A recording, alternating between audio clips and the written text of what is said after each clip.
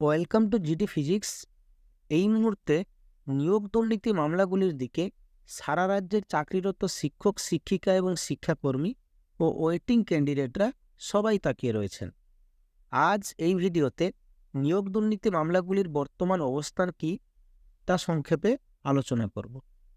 5ই ফেব্রুয়ারি মহামান্য বিচারপতিদ্বয়ের নির্দেশ ছিল 6ই ফেব্রুয়ারি বিকাল 4টার মধ্যে ওএমআর সিট ইন্সপেকশন করতে চাওয়া ক্যান্ডিডেটরা সিবিআই এর কাছে রিকুইজিশন করবে এবং 9ই ফেব্রুয়ারির মধ্যে এই ইন্সপেকশনের কাজ শেষ হবে এবং ইন্সপেকশনের পর কোনো পক্ষ এফিডেভিট ফাইল করতে চাইলে তা 12ই ফেব্রুয়ারির মধ্যে জমা করতে হবে এবং মামলাগুলির পরবর্তী শুনানির দিন ধার্য হয়েছিল 19শে ফেব্রুয়ারি।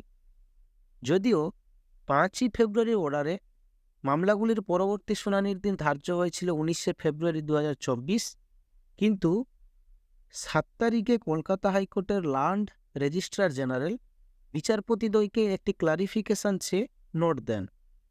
7 তারিখের ল্যান্ড রেজিস্ট্রার জেনারেলের এই নোটের ভিত্তিতে 12ই ফেব্রুয়ারি নিয়োগ দুর্নীতি মামলাগুলি পুনরায় লিস্টেড হয় এবং 12ই ফেব্রুয়ারি মহামান্য বিচারপতিদ্বয় মামলাগুলি শুনেছেন। রেজিস্ট্রার জেনারেল তার নোটের মাধ্যমে কিছু বিষয়ে ক্লারিফিকেশন এবং ডিরেকশন চেয়েছিলেন কোর্টের থেকে।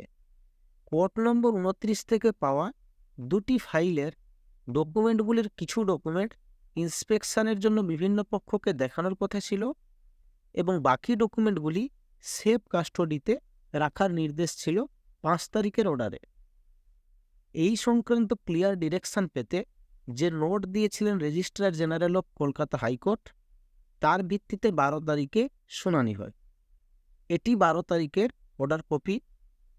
রিট পিটিশনারদের পক্ষের ল্যান্ড অ্যাডভোকেটরা বলেন তারা যেগুলি ইন্সপেকশন করতে চেয়েছিলেন সেগুলি ইন্সপেকশন করতে দেওয়া হয়েছে।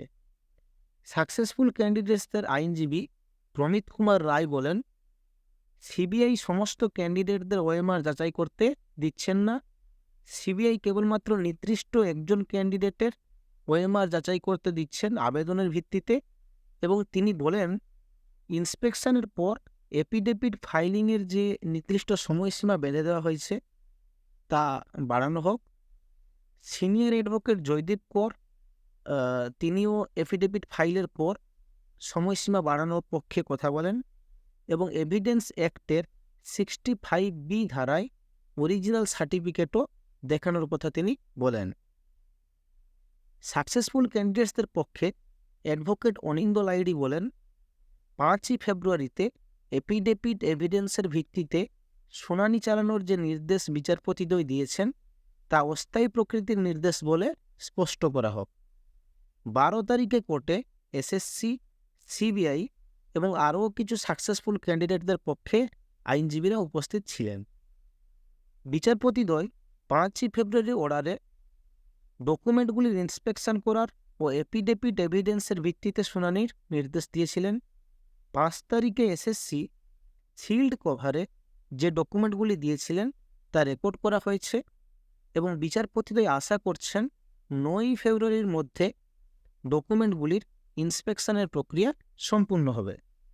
ইন্সপেকশন রেজিস্ট্রার জেনারেলের সামনে হবে। রেজিস্ট্রার জেনারেল ইন্সপেকশনের জন্য একটি নোটের মাধ্যমে সঠিক নির্দেশ চেয়েছিলেন।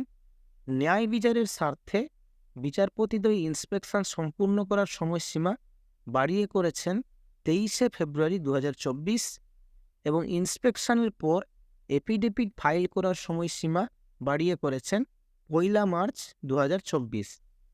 মামলাগুলির পরবর্তী শুনানির দিন ধার্য হয়েছে 4 মার্চ 2024।